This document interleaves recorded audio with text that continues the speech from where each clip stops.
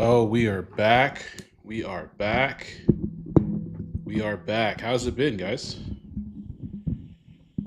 How's it been? I'm playing with my mic here. I got a new mic stand. I'm trying to figure. There we go. Man, it's been too long. A lot has happened in the last couple of weeks.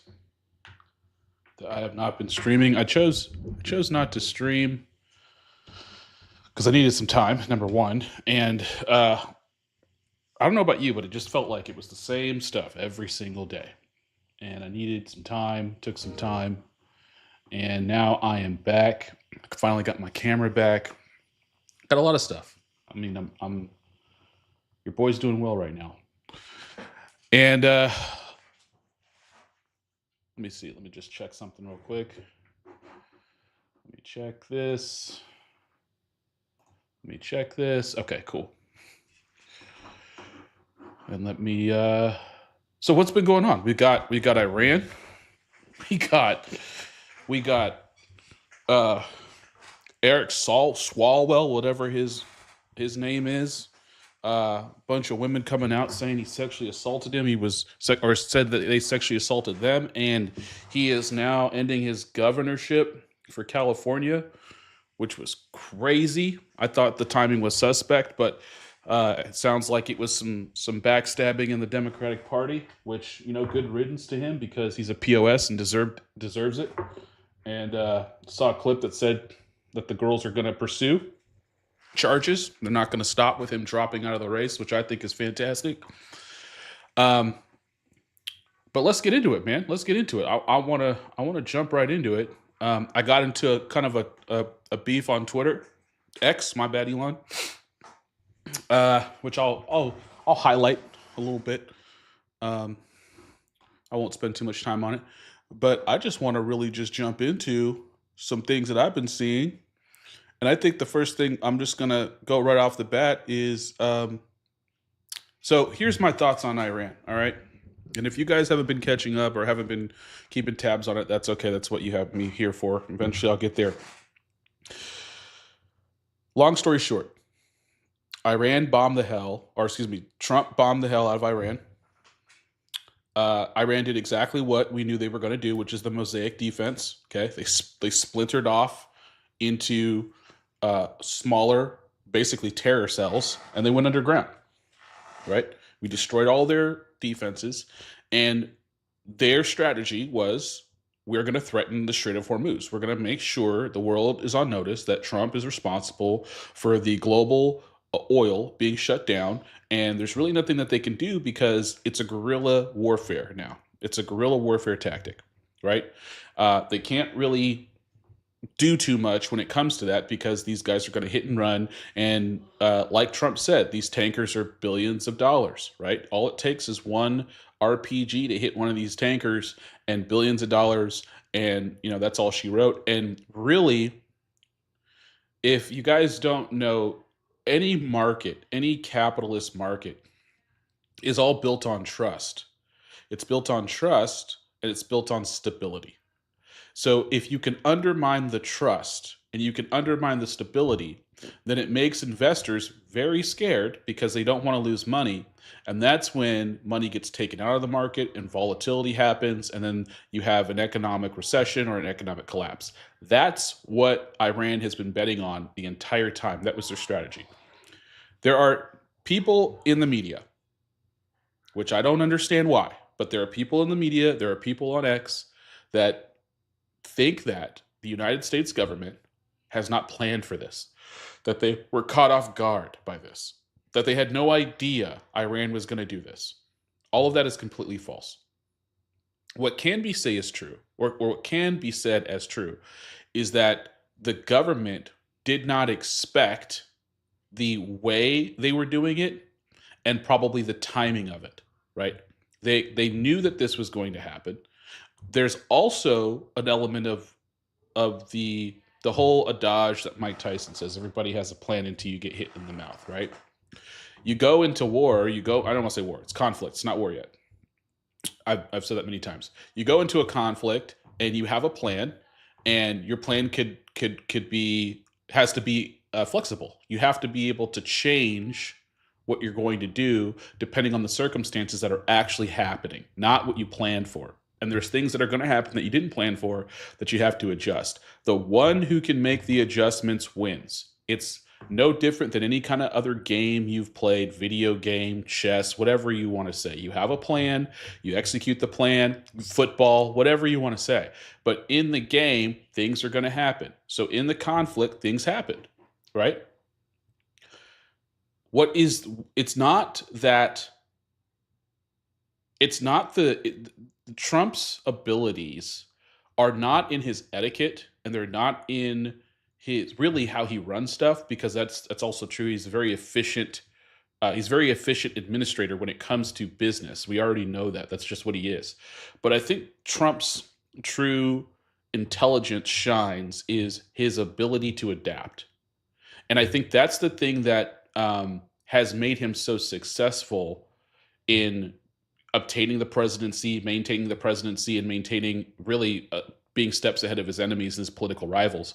It's because he's able to adapt, and he is extremely flexible, and he's not afraid to cut people loose and replace people. You just don't see that in the political arena. You see it in the business arena, right? But you don't see it in the political arena, right? That's why you have people that go into politics and they stay in there for, a long periods of time, and it's really a machine. It's a machination, right?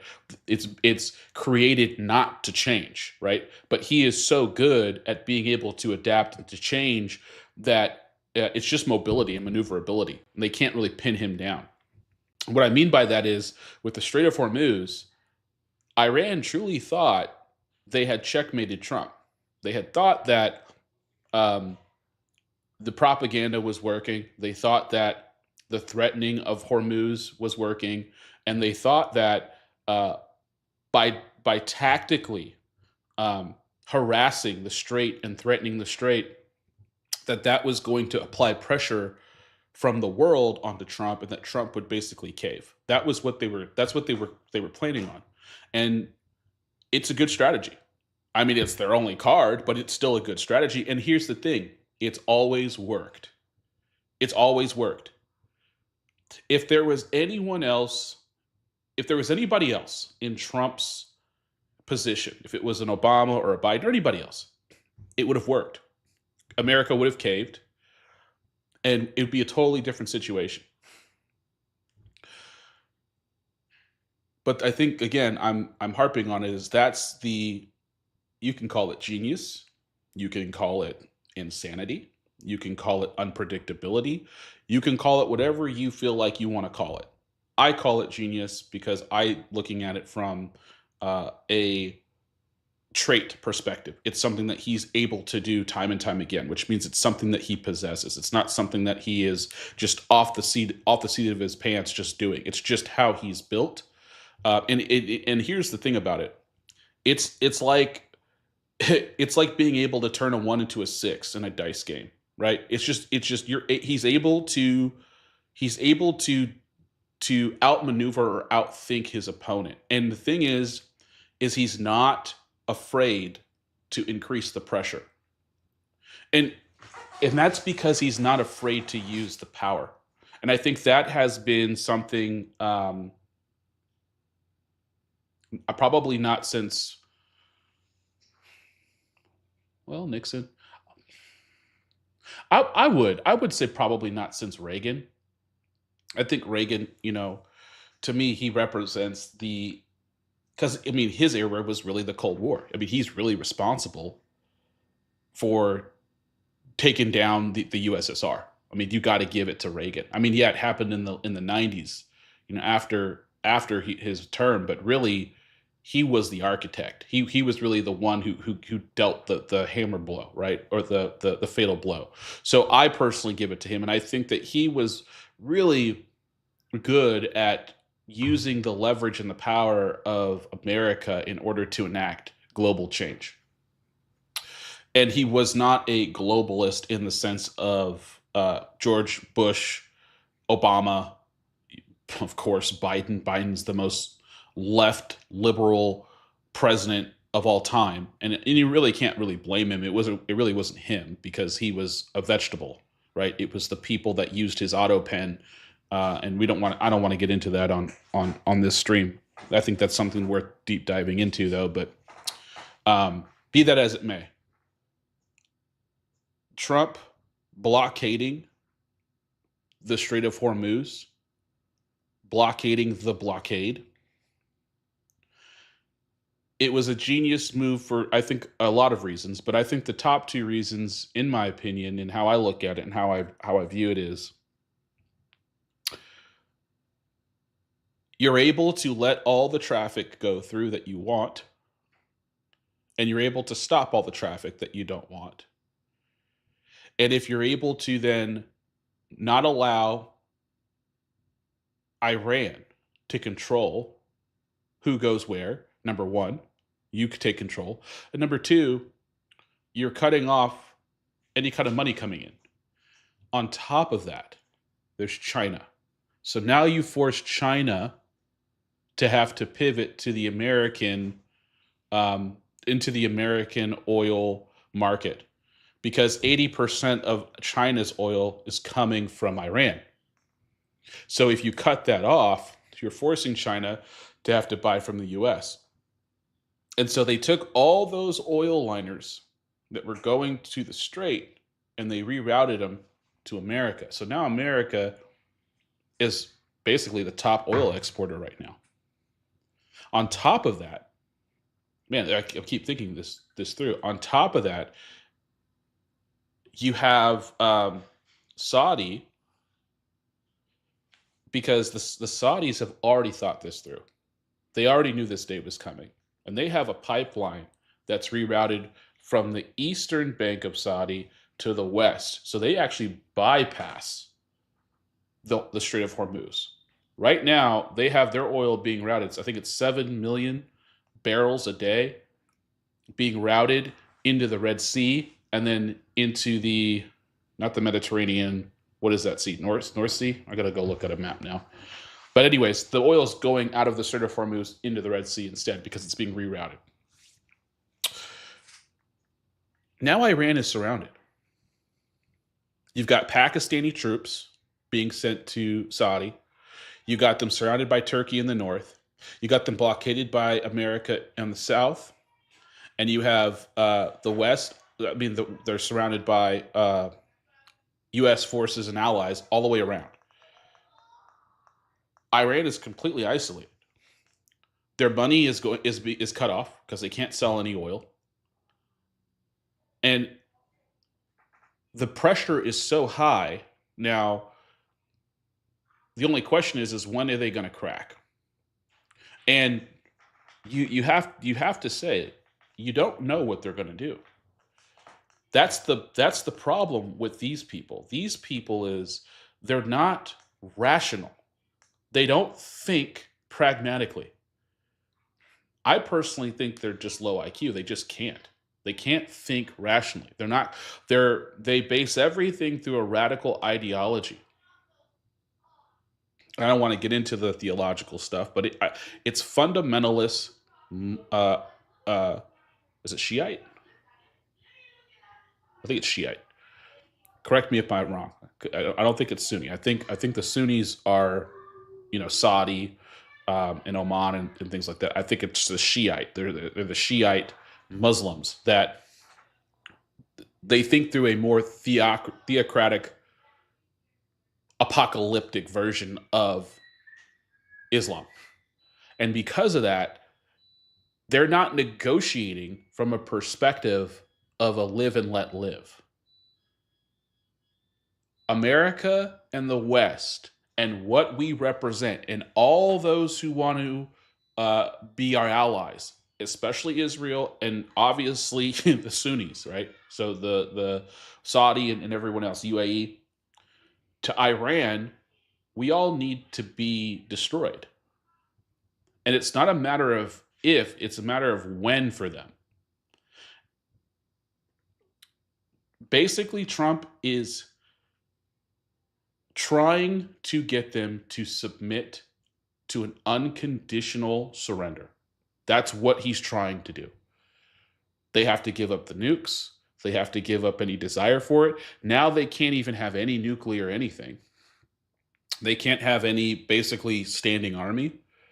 They have to basically be stripped of everything.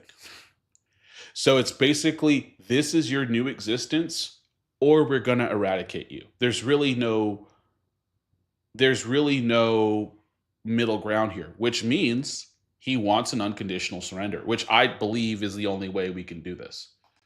I truly believe the only possible way that this conflict can end is either unconditional surrender, and you can call it whatever you want to call it. You can call it a peace agreement. You can call it a defensive, whatever you want to call it. Doesn't matter. But it's going to result essentially into an unconditional surrender, or they all have to go. There's just no way around it. You can't. There's no other way around it. What happens now? Trump, don't pay so much attention to what Trump is saying. Trump is going to say whatever he thinks he needs to say in order to keep his enemies off balance and guessing, and everyone else, and also America in general. He's not going to let anyone know. And here's another thing I think that's worth mentioning. If you're someone who sees his rhetoric and thinks he's crazy, that's exactly what he wants you to think. He wants you to think he's crazy. And do I think he actually is? I don't. I think he's very intentional. And I think that his whole life he has lived as a celebrity and as a character that he has put on. And I think he's doing no different than he in this role as president that he has his entire life. I think the difference is that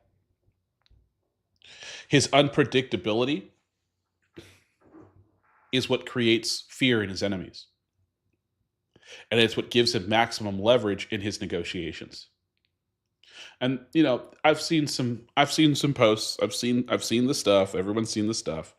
And there's a couple of things I want to say. Number one, the whole him as Jesus picture, I was very upset at. I was. Right? And you got diehard MAGA people saying, oh, it's this, it's that. He wasn't meaning that, blah, blah, blah.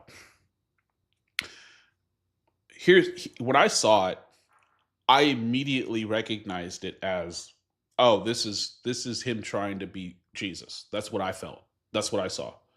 Right? You could say apostle, you could say healer, you could say whatever you want. But it was a theological and spiritual picture, and I mean, as a Christian, I wouldn't have interpreted any other way. That's just me. That was my response, regardless if you agree or not. And I thought it was absolutely disgusting and disrespectful and in bad taste. I think that that kind of picture is unacceptable. I don't care if you're trolling. I don't care if you're, there's no way around that. The fact that that can be interpreted as that is a huge reason why you should have just not done it at all, right? So just stay away from that stuff. But he did that, and I was on X and I argued over it, right? I'm not going to go through that, but then when I'm arguing with this one guy and I'm laying my case out of why I think this is wrong, Trump drops his excuse. And he said that he thought it was a Red Cross. He thought he was a doctor. He mentioned Red Cross and doctor. And then then the memes started going on, right? But when I heard that, and I said before, right? I mean, I'm talking like maybe a minute before he dropped his. The reporter asked him, and it was online. I said something to the effect of, this is wrong. Trump needs to come out and say he apologizes. He's not going to apologize. He's not going to admit it was wrong. But this is a major fumble and it's stupid, right? Because we all know that Trump is never going to apologize publicly. It's not going to happen. That doesn't project power. It makes you look weak. He's not going to do that, right? Does he know he messed up? Yeah, he knows he messed up. But is he going to admit it? Absolutely not. He's arrogant. He's just never going to do that, right? He's prideful. It's not going to happen. So when the apology, right? Well, I won't even call it an apology. When the response came out, I knew. As soon as he said, "Oh, I thought I was a doctor." No, you didn't. No, you didn't. And I agree. He probably was trolling the Pope. Maybe not. But the point is that there was a lot of excuses being made for a mistake, for a clear mistake. He made a clear mistake. And that's why he took it down and deleted it, because the backlash was so fierce. The problem that the thing that I see in this that is concerning to me, is that when I saw that and I felt, hey, this looks like you're trying to interpret yourself as Christ. My response was to defend Christ. Let's just say I'm wrong. Let's say I'm completely wrong. Okay. I would rather err on the side of defending Christ in error than defending a man and not be in error. That's kind of where my stance is, right? I'd rather err on that side than on the side of man. So I don't believe I'm wrong either. I don't. I think that all the evidence points to the fact that I think that he knew what he did was wrong and he deleted it. But be that as it may, my point is that this has exposed a lot of people. And it's one thing to not critically think. It's another thing to be obsessive over a person. And it's a weird thing with Trump because he already had that kind of celebrity cult following, right? He already built up a fan base, right? So a lot of his fans became his political supporters. And when it comes to politicians and political supporters, the right likes to talk a lot about the left and how it's their religion. Well, it doesn't escape the right either. There's a lot of people on the right that aren't believers in God, and they make their religion their God, or they make Trump their God. They make Trump their savior. They have this complex that this guy is going to save the world and the country and all this other stuff. And yeah, he has great policies that kind of bring us back into a more, I believe, Americana, constitutional, patriotic lens. But if we're going to be honest, like, I think that that's the thing that I want, that I'm kind of afraid of, that I'm seeing, is that the right is becoming more dogmatic and more submissive to a person, not to the ideals of their country, right? Not to the level-headedness and critical thinking of America, but being loyal to a person and a party. And that's concerning to me. We should be able to disagree and have discourse and make sure that we're staying true to the foundation and the fundamental belief system and structure of America, not just to one person and what they do or they don't do. And if you can't be critical of your leaders objectively, then that's a concern. Because then if someone is critical of them, all of a sudden now they're the enemy. And now you have become what you are pointing the finger at the other side saying that they are. And I think that's what this post has shown, where a lot of people on the right attacked other people on the right, calling them all kinds of stuff, traitor and liberal and crazy, because they don't agree. That's what the left did. Remember COVID? So if we're devolving into that, and people will say, well, that's X, that's X, that's X, that's just crazy people on X. Well, yes, that's true. But like X really represents the town square. It's a lot more right now because a lot of lefties left the platform when Elon Musk came because of their protests, but it's really because they can only exist in a place where there is no pushback. If people push back on their ideas, they melt because their ideas are terrible. They can't defend them, and they don't want to argue. They're weak-willed, they're weak-minded, and they run away. Right? They can't defend what they believe because they don't think through what they believe. So a lot of them left. Right? They were all on X when you were getting deplatformed and kicked out for disagreeing with them, because then they don't have to defend anything. They could just say, "Oh, you're a bigot," and then they can kick you out.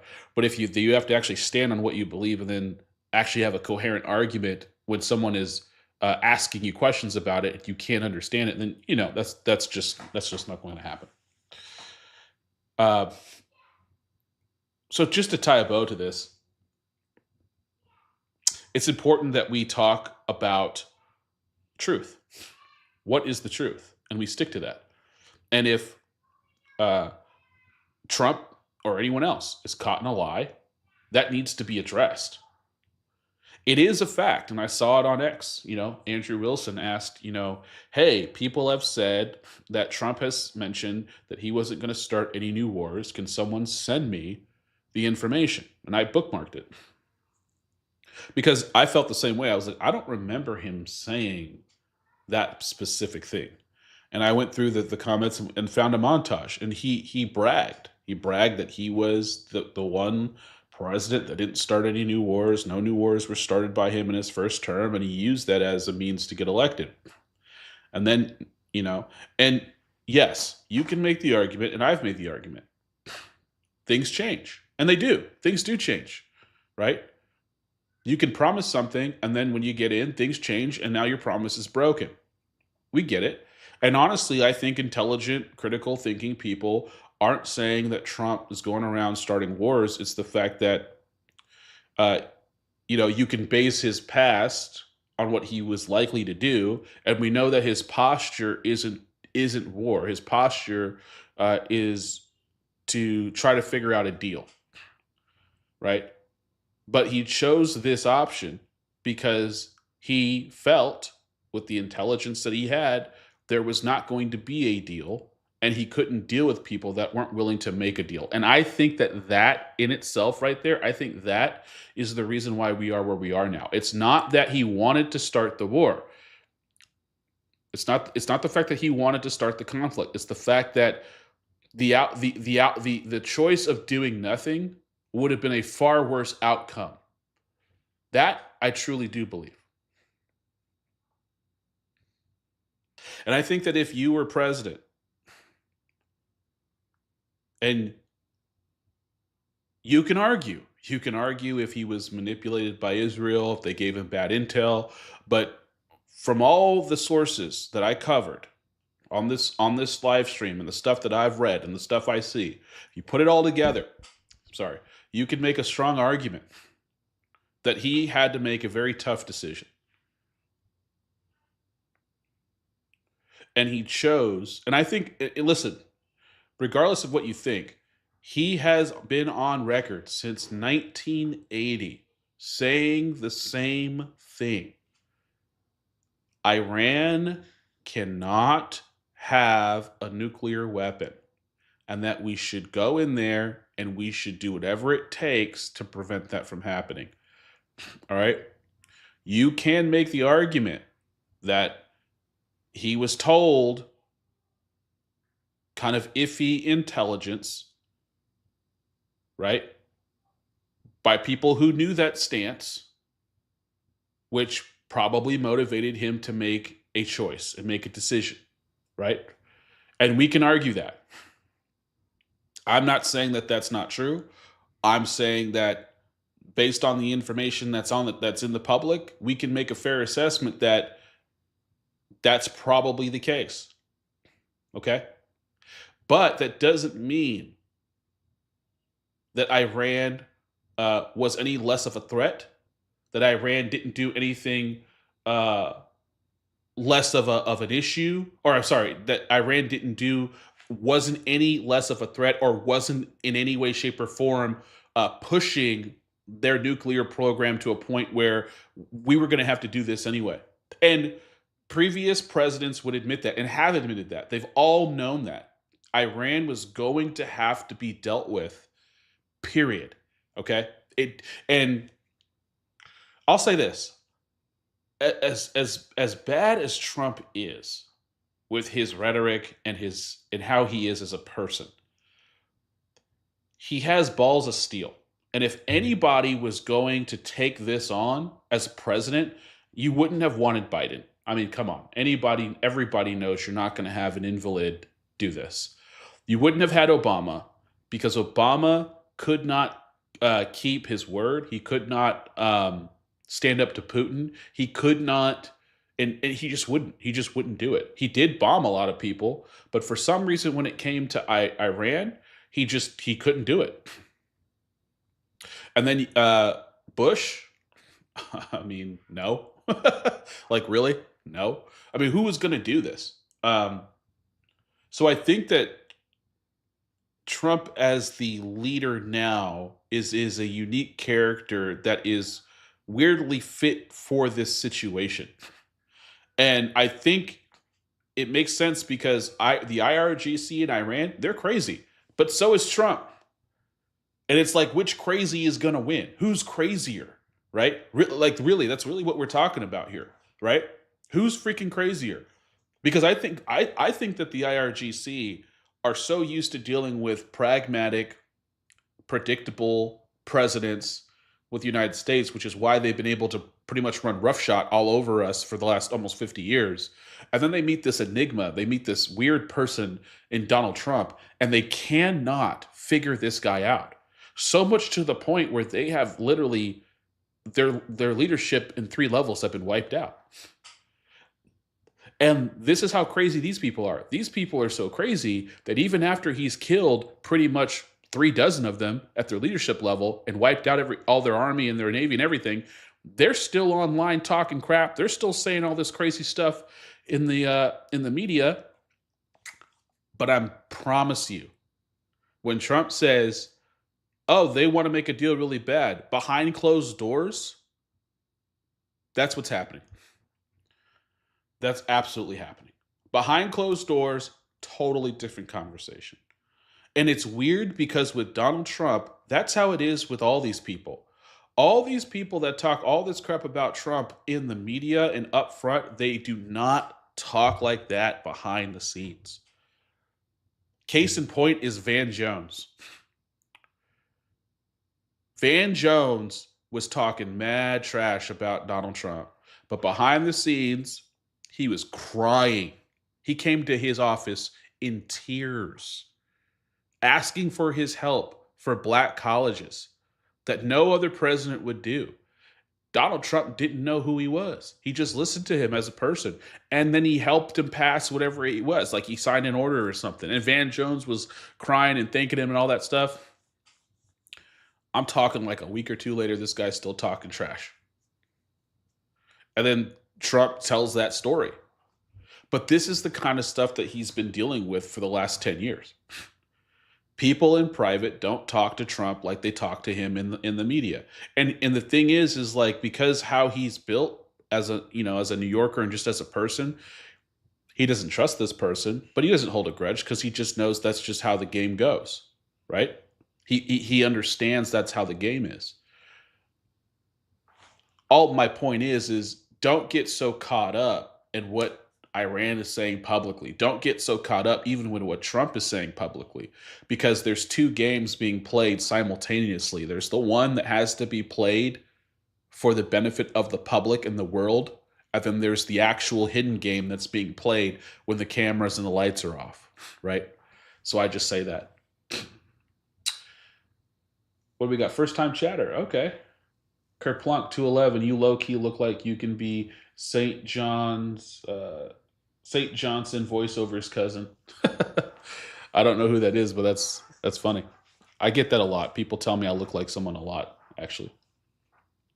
So what I want to do is I want to jump into some videos, and I just want to kind of go through some stuff. I'm going to go through some bookmarks. I talked about Iran. I talked about my opinion, but there's something I saw online. Let me switch over. There's something I saw online that proved one of my biggest points about gun ownership. And if you guys are not gun owners, if you're in America, you should be a gun owner, 100%. You should learn how to shoot. You should learn how to defend yourself. You should absolutely. Sorry, guys. Why am I on the wrong? Am I on the wrong? I might be on the wrong screen. I thought I was on the other screen. Hold on one second, guys.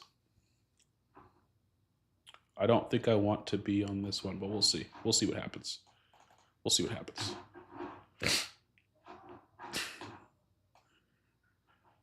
This is my bad. I thought I set this up.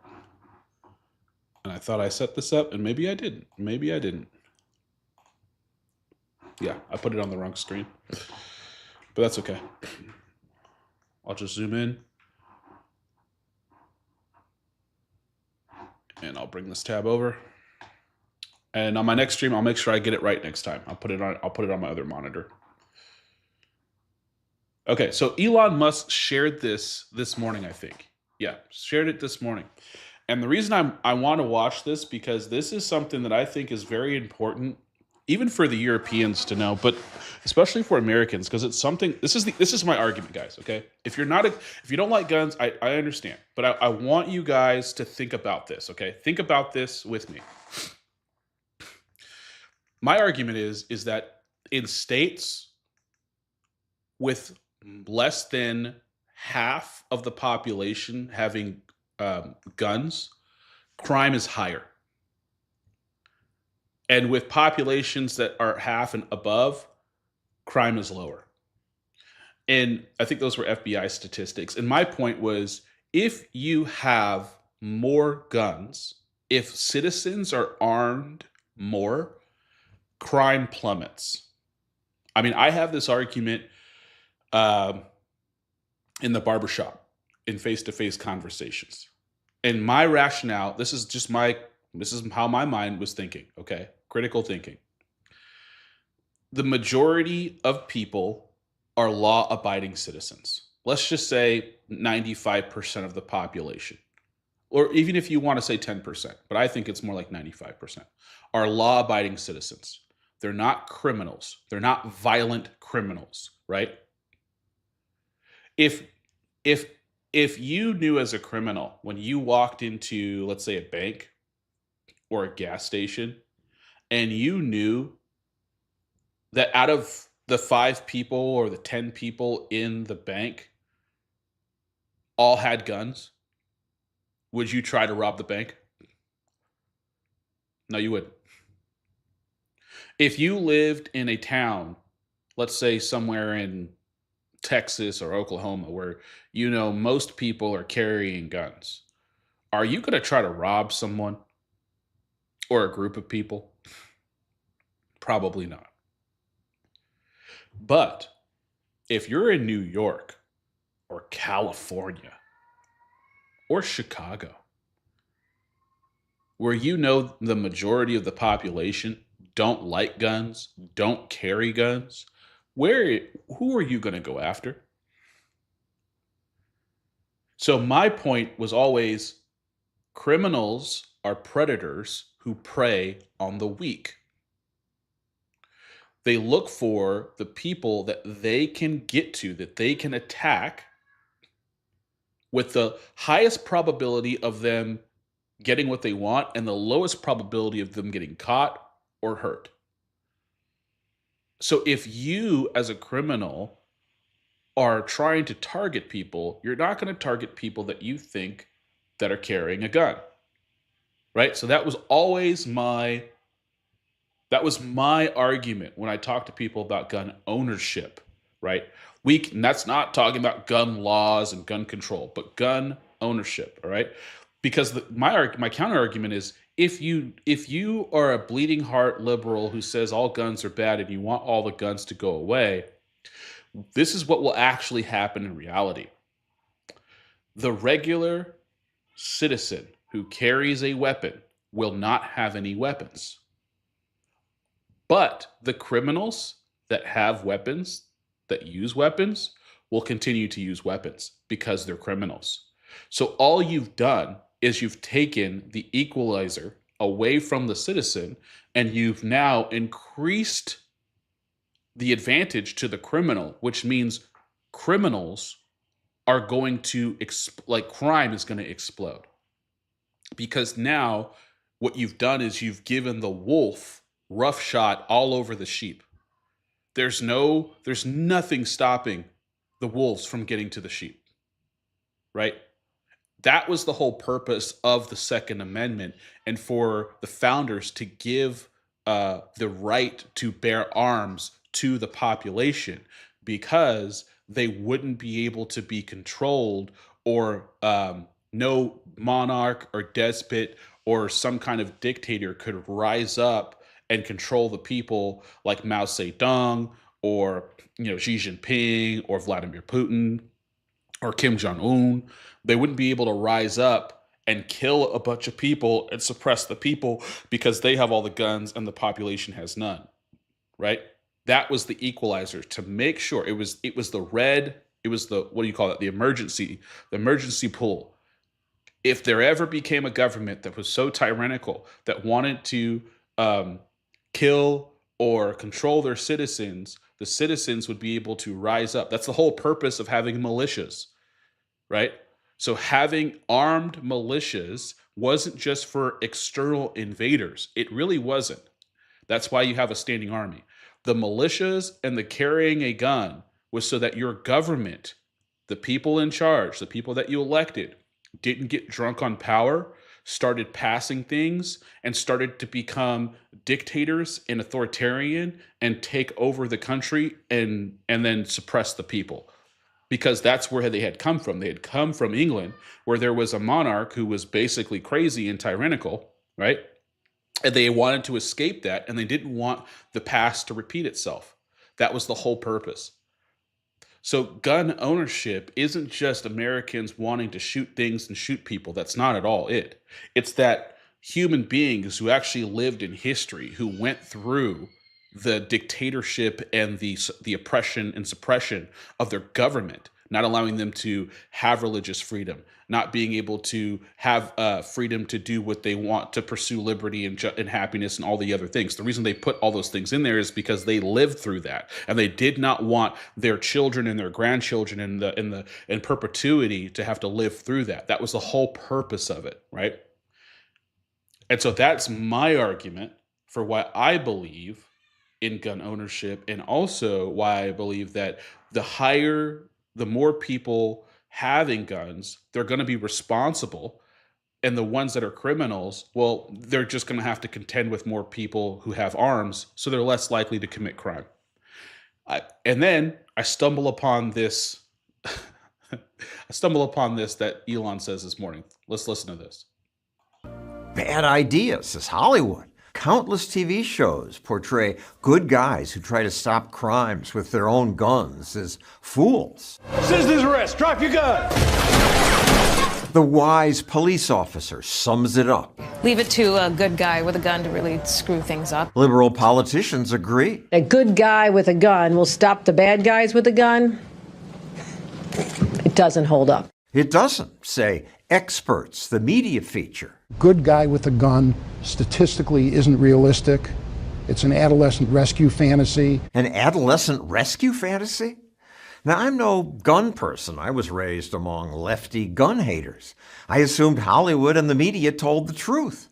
But then, 17 years ago, I hired the best data analyzer I know. That very tall guy on the left, Maxim Lott, here talking to the nearly as tall John Lott, his father, a criminal justice researcher who wrote this book. More guns, less crime? I was skeptical, and some researchers questioned Lott's data, but I've come to believe Lott is making a good point. In places where bad guys fear a good guy might be armed, crime tends to fall. Often just showing a weapon is enough to stop an assault. Police don't track such events, but these days some are posted on the web. Here an employee grabs her gun and the robber runs away. And again here. 3 robbers caught on camera breaking into a home in Atlanta. The men scramble to escape as the woman chases them. When a civilian tries to stop one of these instances, they're overwhelmingly successful. So why do all these TV shows lecture us about how it doesn't work? The gun control groups brag about working with the screenwriters and the producers for the shows. This group even boasts about its partnership with Hollywood and how they're consulted on scripts. There's major star power behind an effort to rewrite the script on how guns are used in Hollywood. They think they're making us safer because they believe FBI reports that say shooters being killed by citizens is rare. Why does the FBI say that? They're simply missing a huge number of cases. For example, well, the FBI includes the famous Pulse nightclub shooting. At least 50 people are dead. 1 week afterwards, there was a similar attack at a nightclub in South Carolina. There, a concealed carrier took down the shooter. The thing is, it got virtually no news coverage. 49 people being killed is going to be a bigger story than 3 people being killed. I understand, but the guy still had like 125 rounds of ammunition on him when he was stopped. You would think at least some of the news coverage would at least mention, here's another case that almost turned out to be the same, but it was stopped. Also, remember the Parkland shooting? At least 17 people are dead in Parkland, Florida. Just a few months later, in Titusville, Florida, there was an elementary school that was having a big event at a park right next to the school. Had hundreds of students there, and a man came up, started firing his gun. Police say the gunman was then shot by someone else who had a legally concealed weapon. And was able to seriously wound the attacker and stop him before he was able to go and kill anybody. The bystander saved a lot of people's lives, says the police. But I never heard about that. Local media covered it, but it hardly got attention beyond that. The FBI somehow also missed it. At crimeresearch.org, Lott lists cases where bystanders stopped shootings, cases that the FBI often ignores, like this one. 3 people are dead, several others injured. Raul Mendez was at a party taking selfies with his pregnant wife, but then a guest at the party began firing at people. Catches me in the right side of the head. Bullet entered right here, right by my ear, goes straight through my face and out my left eye. Somehow, Mendez recovered. I gained consciousness and I unloaded 4 rounds and finished them off. He probably saved the lives of a dozen people, including his wife and daughters. Prevented him from, killing those girls. You always carry a concealed gun? I always do. Why? It's just about being prepared. The FBI records instances like this, but somehow they have no record of your case. They're not recording the true numbers, guns actually saved. It's one of many cases like that the FBI is missing. It happened. Why wouldn't they include this? There's a lot of political views that people let infect their data.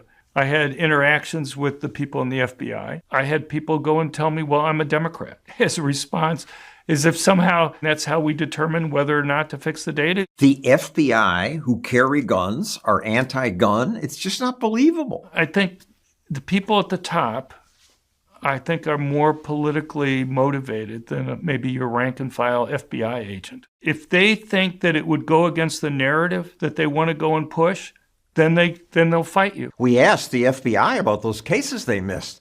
They responded, their data is not intended to explore all active shooter incidents, but rather to provide a baseline understanding. Seems like they admit their data's incomplete. But the media sure don't.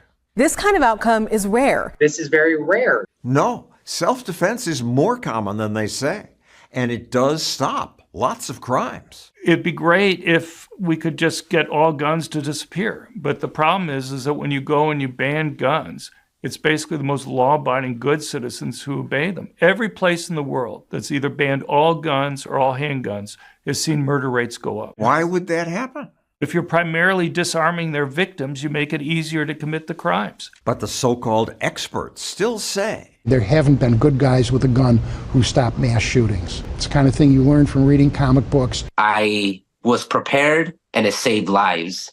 There's no comic book story about that. Those are facts. That's what happened.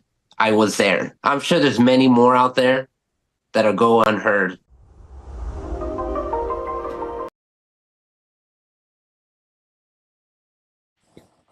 So I wanted to just not interrupt that because I think it's so important. This is a phenomenal, it was a phenomenal piece by Stossel. Check it out. It's on Elon's page. But again, what's my point? It's just what that guy was saying. There is some kind of weird, there's some kind of myth that keeps being produced that, like, it's a fantasy of the good guy triumphing over evil. And so I think that that's weird. When you start hearing people talk about how there's no such thing as good guys, and the good guys, you know, what a regular person's going to stop. It's going to stop someone from doing something evil. It's like, yeah, that's the whole point. It's not just that regular people have weapons and can stop criminals from doing that, but then there's the political side of it, and then there's the militia side of it, right? But that's the argument, and clearly you can go to that website. I always forget. It's like crime. Was it crime? Here it is. Crimeresearch.org. Crimeresearch.org. That is the website that shows the cases where armed citizens have stopped active shooter incidents that the FBI doesn't put in their data because it's for political reasons. Because the people that were in the FBI for a long time were Democrats. And Democrats are anti-gun. You can give them a benefit of a doubt. You can say they're anti-gun because, you know, they really care and they think this is the best course of action. I think that they're just basically authoritarian wannabes, and they want to have the power. They want to seize the power, and they don't want you to have a gun because they want to have all the power. I think that that's what it is. That's what I believe. Point blank. I'll just be honest. At the end of the day, though, this was a great piece that proved 2 points. Number one, everyday carry. If you have a weapon, carry it. Don't just buy a gun and just have it in your house. If you have it in your house, don't just put it somewhere where, you know, it's out of sight, out of mind. Like, I have my weapon, and I keep my weapon with me all the time, and it's always near me, no matter what, especially at night, okay, in my house. And the reason is because if somebody breaks into your house and your weapon is in a whole nother room or a whole nother side of your house or locked behind some kind of safe that you have to go put numbers in and do all this other stuff, how are you going to be able to react? Right? I always think, like, if someone wanted to break into your house right now, like you go to sleep and someone breaks into your house and you don't hear them break in, right? how do you protect yourself? And I'm not trying to do this to scare nobody. I want you guys to think, like, if you don't have a family, like I've got a family, I got to think like this. If you don't have a family and you live by yourself, or you live with your boyfriend or girlfriend, you probably don't think like this, but you have to think through worst case scenarios of what you're going to do. Most people don't even sleep with their bedroom door closed and locked, which you should. You should 100% close your bedroom door and lock your bedroom door so that if someone does break into your house, they can't just walk into your bedroom where you're sleeping.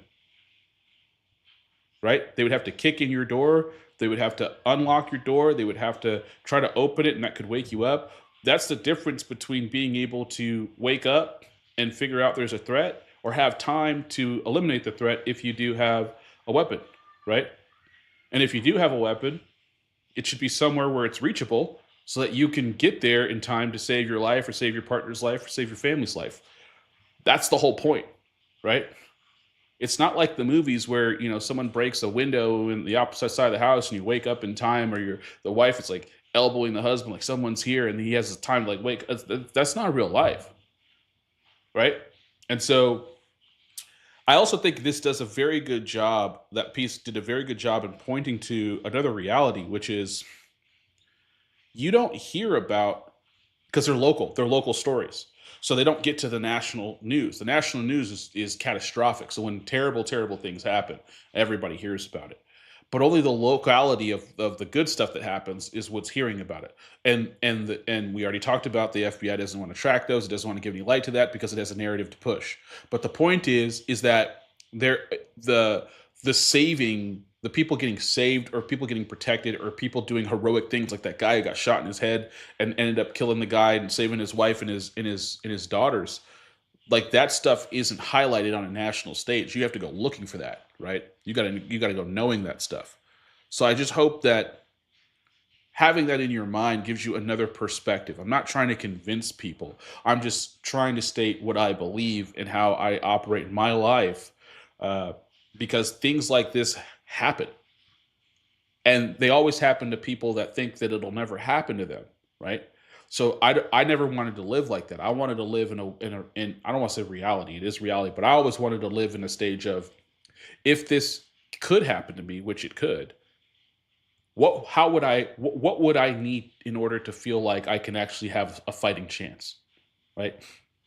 If this worst case scenario happened to me, how can I protect those I love, right?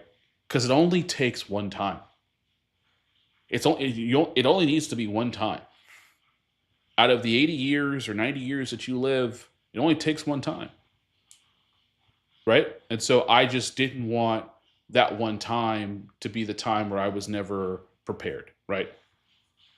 And the other thing I'll say this too is, if you do have a weapon and you're not an everyday carry person, you should really think about that, and don't get lazy and say, oh, I'm just going to the store, or I'm just going to the gas station, because it's always the time where you say that excuse and you leave it at home. Or if you're an everyday carry person and you give that excuse, like you just leave it in your car and you're like, I'm just going to go into the store real quick. It'll be that time, right? So just don't do that. Don't do that. All right. Enough of that. Let's hop over to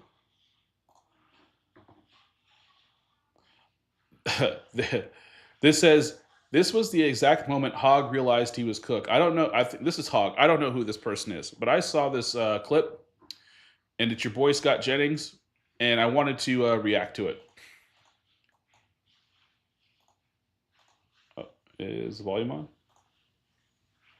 Oh, wait, hold on. Was that not the clip?